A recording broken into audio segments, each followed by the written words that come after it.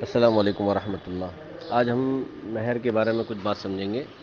تو مہر کا جہاں تک مسئلہ ہے اس سلسلے میں یہ اصول ہے کہ قرآن مجید میں اللہ تعالیٰ نے فرمایا احل لکم ما وراء ذالکم ان تبتغوا باموالکم، محرمات کا بیان کیا اللہ تعالیٰ نے اس سے پہلے والی آیت میں کہ بھئی فلاں فلاں عورتیں آپ کے لیے حرام ہیں۔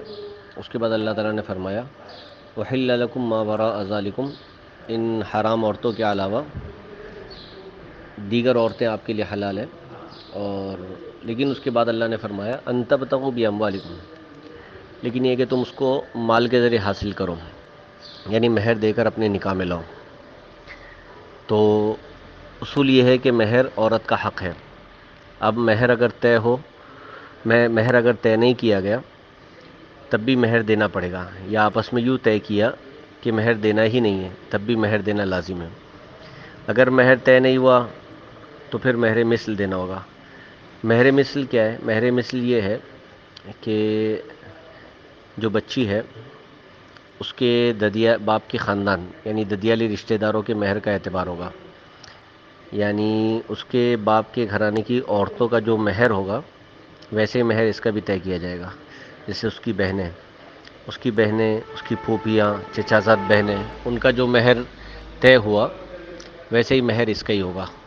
لیکن شرط یہ ہے کہ جو لڑکی ہے جس کے مہر کے سلسلے میں بات چل رہی ہے اس جیسی لڑکیاں ہونی چاہیے، یعنی عمر کے اعتبار سے اور عقل کے اعتبار سے، دین کے اعتبار سے، مال کے اعتبار سے، خوبصورتی کے اعتبار سے، بکارت کے اعتبار سے، اور پاک دامنی کے اعتبار سے، علم اور ادب کے اعتبار سے، بچہ پیدا ہونے وغیرہ کے اعتبار سے، اور شوہر کے اعتبار سے۔ یعنی جس بچی کے مہر کا مسئلہ چل رہا ہے اس خاندان کے اندر، اس کے باپ کے خاندان میں جن لڑکیوں کو سامنے رکھا جائے گا اور ان کے مہر کو سامنے رکھا جائے گا ان میں ان چیزوں کا خیال رکھا جائے گا۔ یعنی ایسا نہیں ہو سکتا کہ بھئی ان کی پھوپھیوں کا جو مہر 50 سال پہلے تھا وہی مہر ابھی طے کیا جا رہا ہے ان کا، ایسا نہیں ہوگا۔ تو مہر کے اندر ہے نا فرق ہو جاتا ہے عمر وغیرہ کے حساب سے، خوبصورتی کے اعتبار سے، زمانے کے حساب سے۔ پہلے زمانے کا مہر مختصر تھا یا وہ رقم بھی سستی تھی اس زمانے میں، اور ابھی مہنگا مہر ہے اور وغیرہ وغیرہ جو بھی صورتیں ہیں۔ ماں کے خاندان کا اعتبار نہیں ہوگا، البتہ اگر ماں ایسی ہے کہ والد نے اپنی چچا زاد بہن سے ہی شادی کی ہے تو گویا یہ باپ کے خاندان سے ہوئی، تو ایسی صورت میں اس کا بھی مہر معتبر ہو سکتا ہے۔ اب اگر مہر مثل کی ایک صورت یہ بھی ہے کہ مہر مثل اس وقت بھی واجب ہوتا ہے جب انسان غلطی سے کسی عورت سے ہم بستری کر لے وطی بالشبہ۔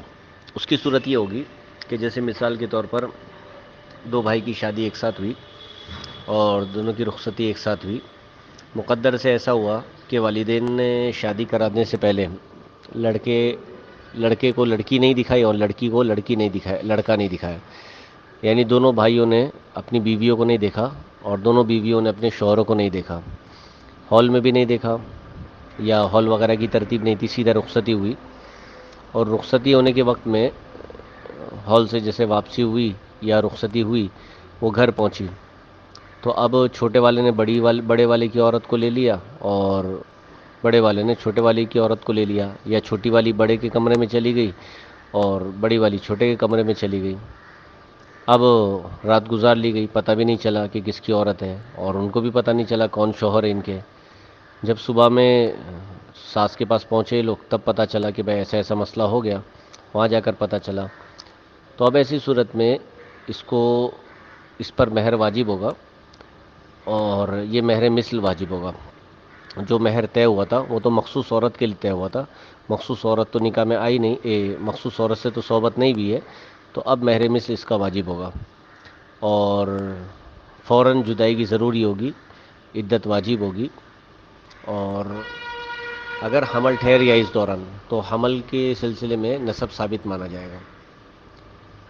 اب ایک بات یہ سمجھنا ہے کہ عورت کے علاوہ کسی کو مہر میں تصرف کی اجازت نہیں ہے، چونکہ عورت کا حق ہے، عورت ہی تصرف کرے گی، استعمال کرے گی، چاہے وہ مہر نقد کی شکل میں ہو، سونے کی شکل میں ہو، سامان کی شکل میں ہو۔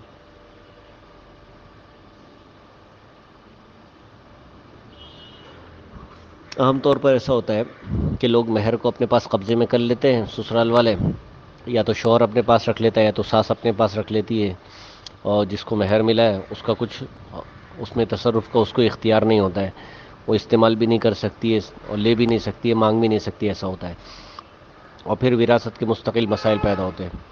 تو ایسا نہیں کرنا چاہیے. اور بعض لوگ تو مہر دیتے ہی نہیں، اپنے پاس ہی رکھ لیتے، یا دے کر دکھا کر واپس فوراً اپنے پاس رکھ لیتے. یہ سب نہیں ہونا چاہیے. لڑکی کو دے دیا جائے مہر، اب وہ اس کو مالک بنا دیا جائے، وہ بالکل مختار اور مالک ہو کہ وہ جیسے چاہے استعمال کر سکتی ہے. اب وہ مہر کے سلسلے میں عام طور پر ایسا ہوتا ہے کہ لوگ لمبا لمبا خرچ کرتے ہیں شادیوں میں، کروڑوں روپیہ خرچ کرتے ہیں، اور مہر معلوم پڑتا ہے کہ 10,000 5,000. تو اور پھر ان سے کہا جاتا ہے اگر کہ بھائی آپ نے مہر اتنا مختصر کیوں رکھا، تو وہ کہتے ہیں کہ سادگی ہے شریعت میں. تو فضول خرچی کرنے میں سادگی نظر نہیں آتی ہے. اور جب ان کو کہا جائے کہ بھائی آپ مہر بھی تھوڑا زیادہ رکھو، تو کہتے نہیں، سادگی کے ساتھ کرنا چاہیے. تو یہ بے ترتیبی ہے. اور دیکھا جاوے تو ہمارے ذہنوں کے اندر بہت مہر جو نظر آتا ہے وہ مہر فاطمی ہے، جبکہ اس کے علاوہ بھی دو تین مہر ایسے ہیں کہ اللہ کے نبی علیہ الصلوۃ والسلام کے زمانے میں اس قدر زیادہ مہر رکھا گیا. اس سے سمجھ میں آتا ہے کہ شریعت میں مہر کے سلسلے میں کوئی پابندی نہیں، کتنا بھی رکھ سکتے ہیں. قنطارن، قنطارن کا لفظ ہے، یعنی کتنا بھی مہر رکھنا چاہے تو رکھ سکتے ہیں، اس میں کوئی پابندی نہیں ہے. کم سے کم کی ایک مقدار متعین ہے، زیادہ کی کوئی مقدار متعین نہیں ہے. بس شرط یہ ہے کہ اپنی طاقت سے زیادہ نہ ہو، اعتدال کے ساتھ دیا جائے، لیکن زیادہ دے سکتے ہیں. اب مہر کی کم سے کم جو مقدار ہے وہ مہر ام سلمہ ہے، یعنی حضرت ام سلمہ رضی اللہ عنہا کو وہ مہر دیا گیا تھا. 10 درہم تھا، جس کی ابھی تازہ مقدار جو بنے گی وہ 30 گرام 618 ملی گرام بنتی ہے. گویا تقریباً 1200 1300 کے آس پاس ہے. یہ تو ایک مثال سمجھانے کے لیے ہے. باقی جب مہر طے کرنے کا وقت آوے تو یہ گرام جتنا بتایا 30 گرام 618 ملی گرام چاندی، یہ اس کی قیمت سنار سے معلوم کر لیں. تو یہ تو کم سے کم مہر ہے.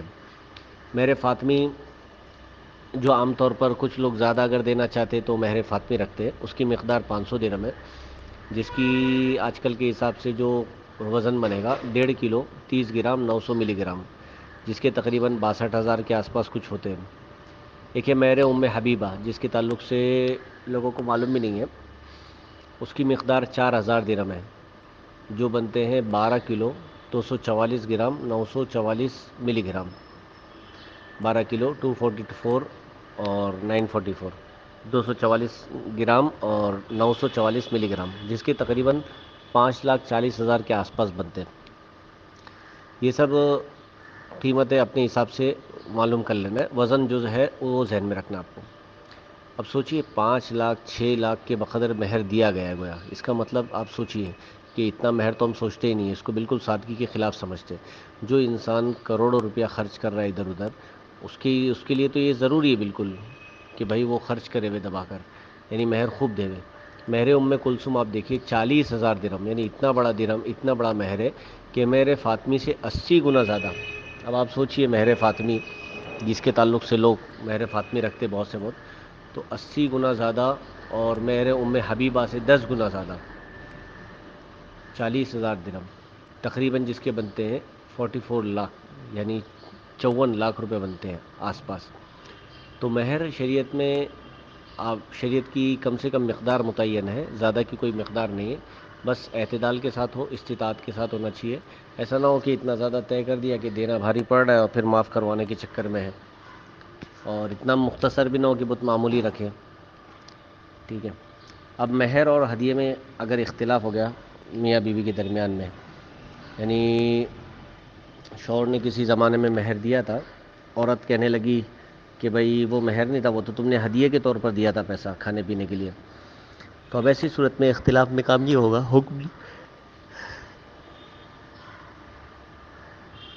اختلاف میں حکم یہ ہوگا کہ اگر وہ جو مہر دیا گیا ہے، اگر وہ کھانے پینے کی چیز سے ہے تو اس کو مہر نہیں مانا جائے گا، ہدیہ مانا جائے گا. اور اگر کھانے پینے کی چیز نہیں ہو، مہر بن سکتی ہے جیسے پیسے ویسے کی شکل میں ہے، تو شریعت اس کو مہر مانے گی. اب ایک مسئلہ یہ ہے کہ کچھ مہر کی مقدار ایسی ہوتی ہے جو فوری طور پر دی جاتی ہے، یا مرد نے طے کر دی کہ فوری طور پر اتنی رقم دوں گا، بعد میں ماں بقیہ رقم دوں گا. اگر فوری طور پر رقم نہیں ملی تو عورت کو صحبت کرنے سے روکنے کی اجازت ہے، اور سفر سے بھی روکنے کی اجازت ہے. یعنی وہ ساتھ میں اگر سفر میں نہیں جائے گی یا صحبت کرنے کی اجازت نہیں دے گی تو شریعت میں اس کو ناشیزہ اور نافرمان نہیں کہا جائے گا.